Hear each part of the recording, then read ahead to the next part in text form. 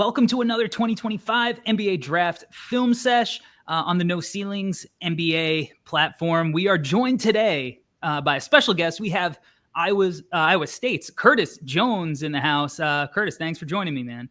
Appreciate you having me, man. So look, this is a hectic time, one that I'm sure is exciting and enjoyable. You only get to experience it once.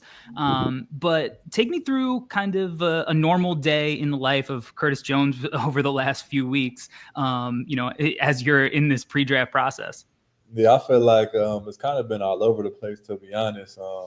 You start out, I was in Atlanta working out, and it was kind of just that for a while. And then, the NBA workout start. So it was kind of just going from city to city, and getting into those. I was just on the West Coast for a while, so that was cool. But just going from city to city, man, and, trying to knock out the workouts and do as best as you can. We're going to start out with a segment called Scout's Honor, and I'm going to let you give the honest scouting report on yourself for anybody who isn't familiar with your game. I say I'm just a high IQ player that can shoot it well. Just try to do whatever the team needs to win, to be honest. And I feel like that's one of my biggest strengths, though, is shooting the ball. That's something that was asked of me at Iowa State a lot. So that's kind of, what I was doing this year pretty much. Yeah, and you got a strap, and that's where we're going to start. I think the first thing when going through your film that, I've noticed is you can really shoot with range, right? So take me through this one and the confidence, and I guess like how you have kind of built that confidence to shoot this deep behind the 3-point line. Yeah, so I mean, I could always kind of shoot, my whole life, and I just came range. Like I feel like in some ways it came naturally. Like obviously I work on my shot, but I was just a natural born shooter. I feel like so it always came to me. I don't know what necessarily made me take this shot. But my coaches and teammates, had all the confidence in the world in me with, allowing me to have the same thing. And so I felt that was in my range. And if I feel like somebody ain't close enough, I'm going to let it go. So that's pretty much just what happened here. Yeah, I mean, they're going to respect you from out there. Now, you said that like the coaching staff, kind of gave you that freedom to experiment with your range. But were there any kind of shots where they were like, oh, maybe we can work it around, get a different one. This one's deep, kind of early in the clock. I feel like not really, to be honest. Like I took that one, I had film with an assistant, and he was like, I'm not really mad at it, because I done hit those shots in practice before. You know what I'm saying? I feel like I wasn't taking them all that much, and when I take them, I don't feel like I'm that deep when I take it because it feels like it's in my range. Like I know I took one the Iowa game that was almost from the logo, like the same one as this K-State one. So it was like, man, I wouldn't even think. I was just shooting, and I feel like that's, what let me play the way I did this year was just no thinking, just playing and knowing I can make these type of shots. What do you think that kind of range has done for the rest of your game in opening up other areas of your offense? I think it allows me to get into the paint a lot easier because if you got to guard me out here, or I'm looking, because I really look like sometimes like I want to shoot it from out there because I really do. Like that's really the first option I feel like sometimes. So if I really look like I'm going to shoot out there, the defender jumps some, and I'm able to get into the paint and just play from there, whether that's, passing or trying to get to the floater or get to the rim. Like there's so many options once you get in there. Now that's kind of your range, but like you can get busy. Like you got wiggle again. Like take me through this one and like how your handle has helped you kind of create space when you're playing with the ball in your hands. Yeah, I think one big thing that really helped me was kind of adding strength, and that more so happened at Iowa State. I know on this possession, like he really wasn't on me, but just being able to keep a defender and kind of move them more so than them moving me. Like I usually could get bumped off my path a little bit, but once I got to Iowa State, I feel like that stopped, and that was just by adding weight, adding muscle. But right here, it was really just a stop on a dime type of thing, and I felt like he was too far, so I just let it go, and I got all the confidence in the world in the shot. So just a good play, to be honest. Good screen. Everything just worked out. Yeah, and I mean, look at that, the space you created there. Too much room for a shooter. Take me through what those practices are like, because your backcourt, you had some dogs this year. Yeah, How did that help prepare you for the games, having to compete, with Keyshawn Gilbert and Tamien Lipsey, and like, how did that help prepare you? Man, it was really good because you're going versus all league guys every day in practice. Like even Milan, like it was just it was tough, man. I don't want to say like it was good, like it was fun, to be honest. Just having that competitiveness, and like it was always in between the lines. Like off the court we were great, but at practice we going at each other. We want to win, like we are competitors, so you gonna want to win, man. So it was really just it was fun, compete with them guys, and then be able to just talk about it in the locker room after what practice was just like. I feel like that's always how it pretty much goes. You had a practice, and then y'all talk about it in the locker room after. So it was fun, man, and still talk to them every day, to be honest. Take me through this one. I like this one too. You remember this one? Yeah, I remember it. Yeah, take me through this one. Man, really just he anticipated the screen a little too much coming, and I just played off the instinct and rejected it. You know what I'm saying? And then there wasn't nobody there to really stop the shot, so I just let it go. Like I said, that's a shot my coaches, my teammates expect me to shoot. So I just felt it was my job to let it go, to be honest. And I got confidence in it, and it went in. Yeah, violent behind the back. So this is just all feel. Well, because I was gonna come off the screen, but he cut me off, so it was just like I had to be quick with it. Yeah. Who are some of the shooters in the league that you watch and that you like watching, so you can maybe take some things from their game? I mean, to be honest, I was watching a lot of college this year, but I feel like it's gonna be an easy answer and a cliche answer, but like if you're just a fan of basketball, you gotta watch Steph. Like just the way that he moves to get the ball, like the shots that he shoots, like I just feel like he obviously everybody knows he's just different. So it's like just fun to watch him play, to be honest. Yeah, he's the GOAT, right? And what makes him so special is like, yes, he could do stuff like this where, he's getting saucy and he's putting it up off the bounce. But he's just as comfortable playing off the ball. And I think at the next level, especially for young players coming into the league, when you are playing next to a guy like Steph or a guy, like LeBron, Luka, Paolo, Moncaro, whoever, you got to come in and make shots without the ball in your hands. So when you're shooting it well, what are the things that you're doing mechanically where you're like, all right, that felt good? I feel like when I'm really like shooting it well, just my shot comes so natural. Like it's just shoot it, like, and it feels good. But like I say, if I wasn't shooting it that good at the time, the number one thing is making sure I hold my follow through. Like I feel like that's one of the biggest things. Like I feel like I can shoot the ball. Let me see what I did here. Yeah, see, I had hit like 3 in the first half, I think, this game, and maybe one more in the second half. And so I think this is the last 3 I hit, and I kind of just let it go. I felt like you were feeling it. Yeah, like I feel like you shoot so much, the shot just becomes repetitive, and so I just try to shoot it the same way every time. I you know what? This one, it's simple, right? But I like it because as you see the drive going towards the sideline baseline, you start kind of flattening out, and then you pull back and you lift. So it's like a little detail. But a lot of guys, they'll just stay stationary.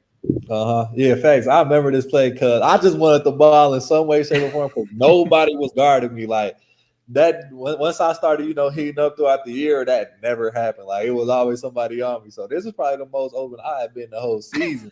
That wasn't on a fast break, and so I was just looking at Key trying to get his attention. And, I ended up getting it. So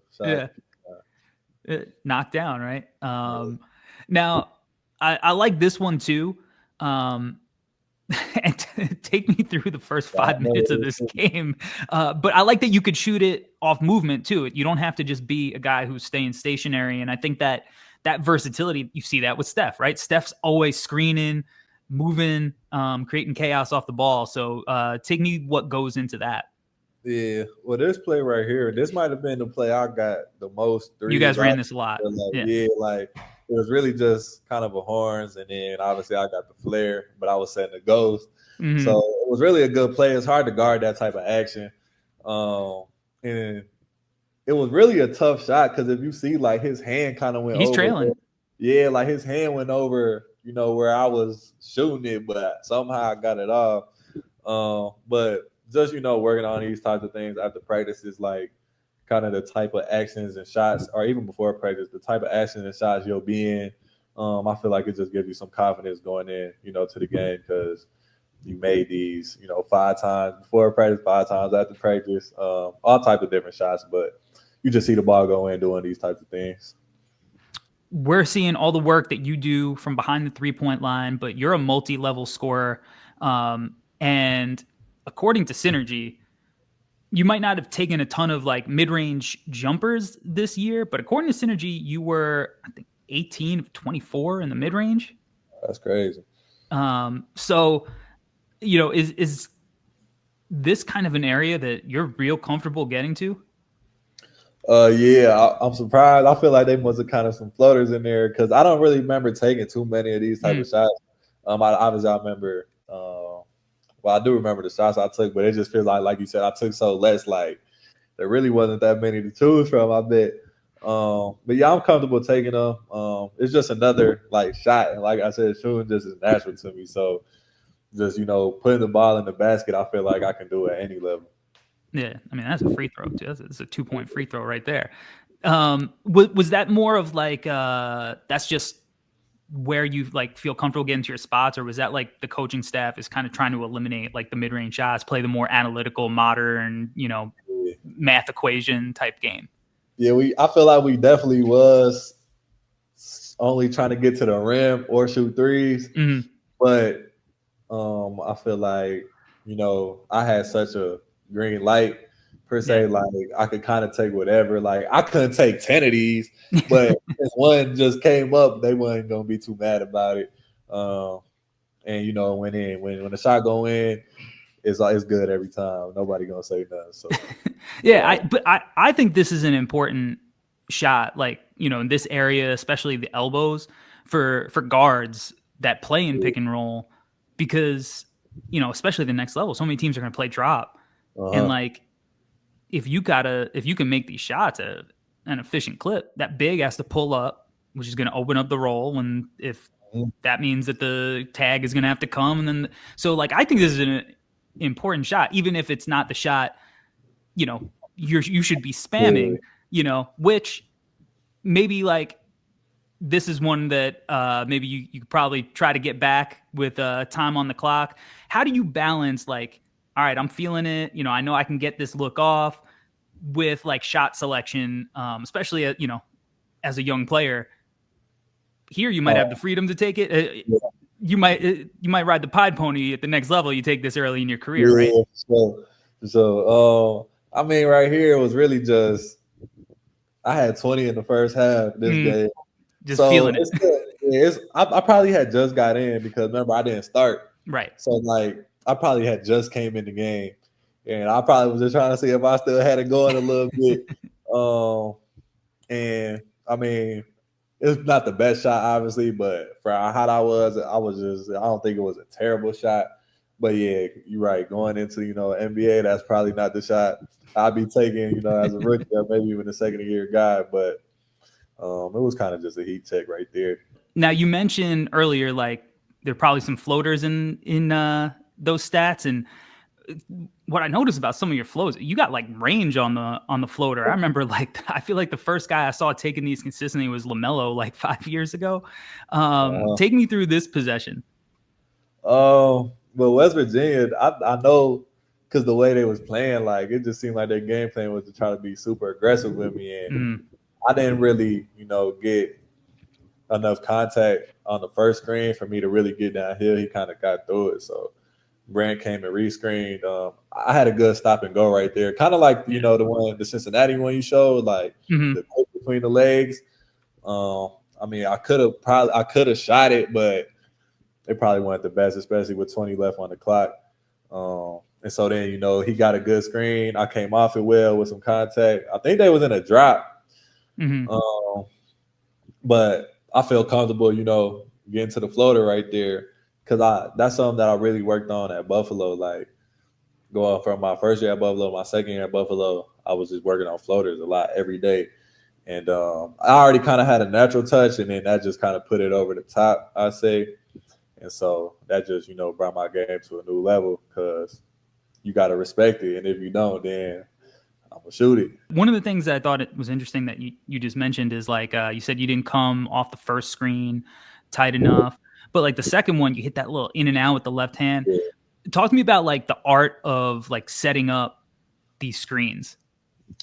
Man, that's something we kind of talked about in practice. I feel like every level though, like you're tired, to get them going one way so you could get a better angle going into the screen. And I was able to get more downhill, and I came out really tight, which obviously helps. But the in and out kind of started because he kind of just froze a little bit, which gave me, that dribble lead kind of to get by and come out tight. And then I kind of snaked it a little bit because he was going to seal. That's something like we kind of, around this time in the year, me and Brent, that's the man who screened, like, we kind of had a connection there where he would just screen and then seal, and I'd get a floater or a layup. So I was thinking the seal, but it always opened up, the side he kind of screened, if that makes sense. Yeah, you're having right now.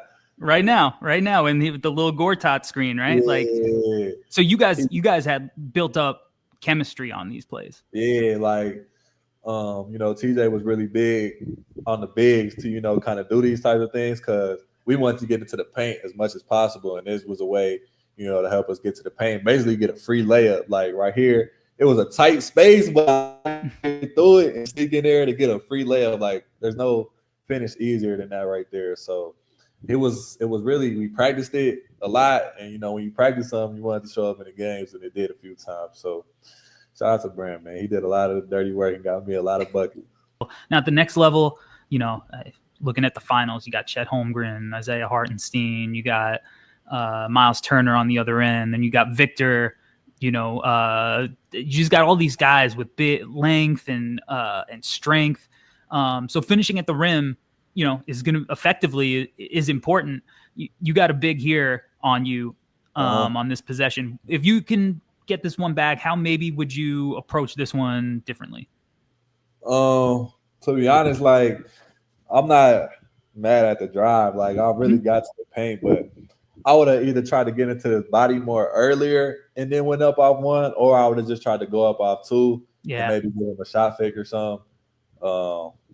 Because obviously his length just got me. I thought I had a layup, to be honest, and then he blocked it. Yeah. So it was kind of just a good play by him. But if I go back, I would either bumped him like earlier there with the dribble still. Yep. Or just went out 2 feet. And, if he didn't go for the pump fake, I guess I just had to swing it out. But that's what I would have really changed. Yeah. I mean, you look at Jalen Brunson, who is like the king at playing off two, right? Like he gets into that paint area and then he starts throwing, a pump fake here, a pivot there, and all of a sudden he's getting off a look. So I think that's the right way to approach that. But we're talking about all these big guys who are in the league and that you're going to have to finish over. I like this one because it kind of shows your touch. So what are you trying to do here to kind of avoid that rim protection? Get it as high off the glass as I could, to be honest. Because, he got bounced. Number 13, I forgot his name. I think it's like Keita.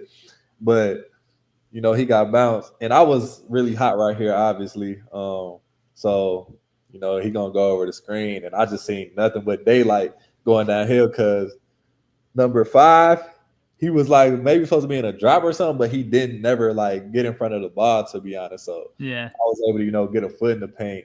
And I was just, once I seen him come over, it was kind of just a quick instinct thing, like, oh, I got to get it up. And it looked like I got it just enough over his, fingertips to get it in. But I was feeling it right here. So I don't know if I could have missed any shot I took right there.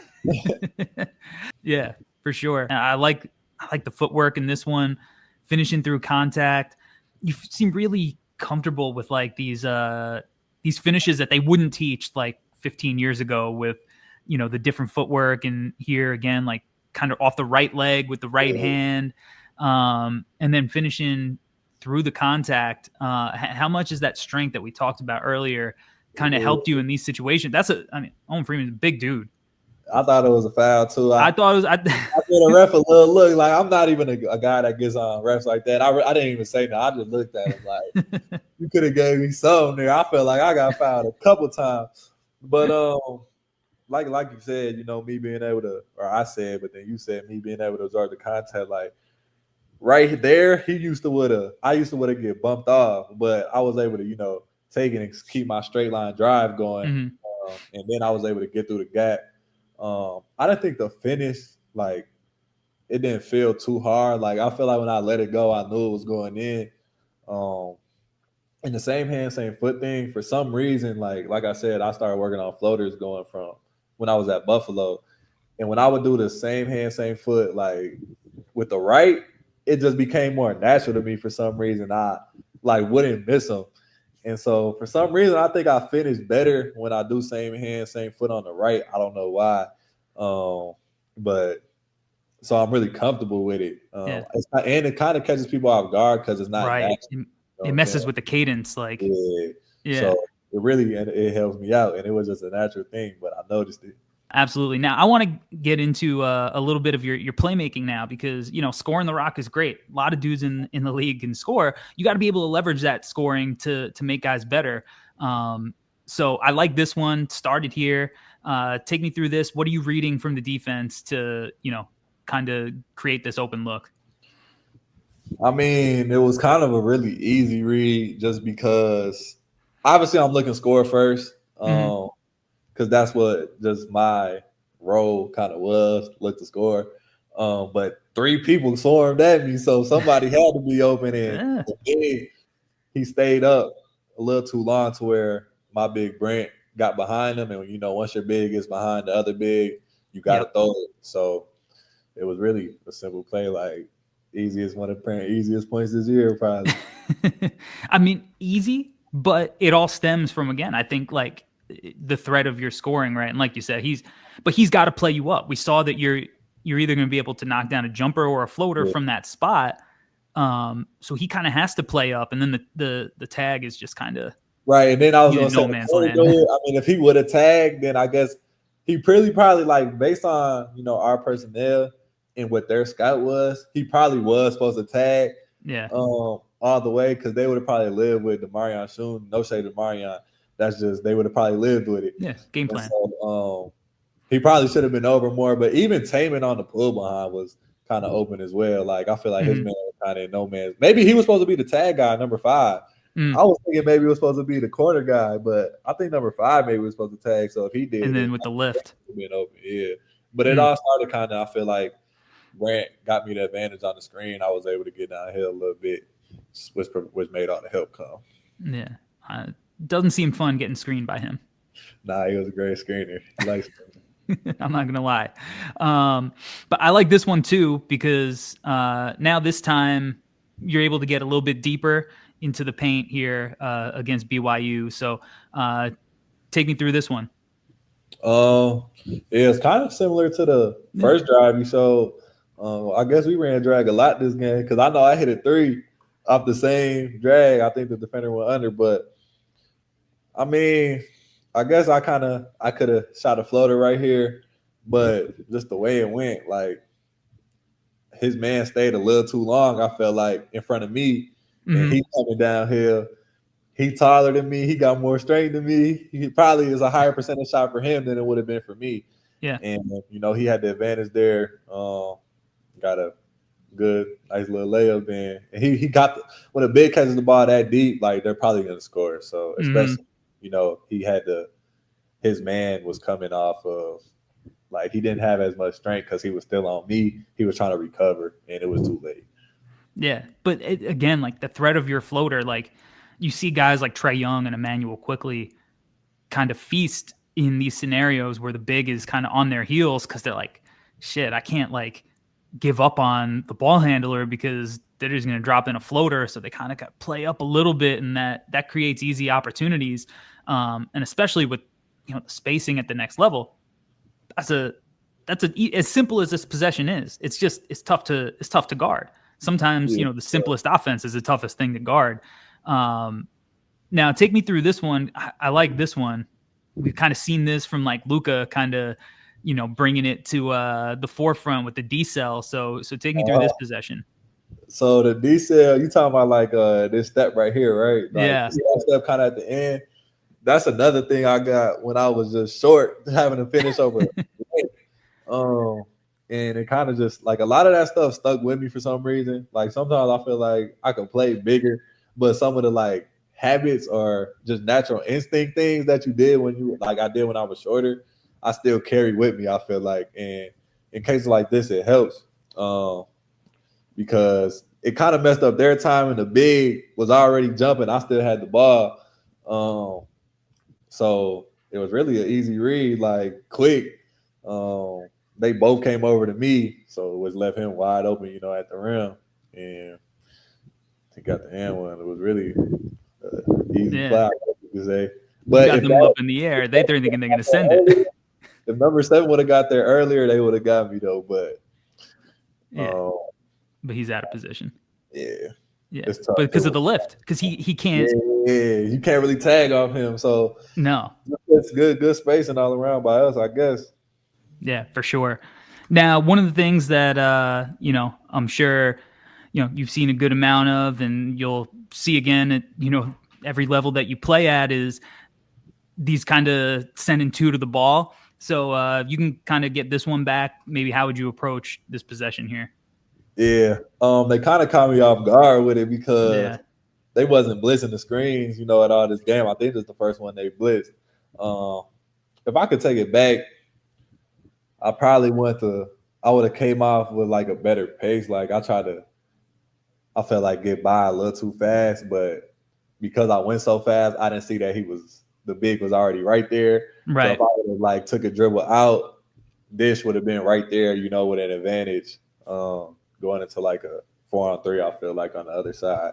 So I just would have, changed the pace I came off with, to be honest.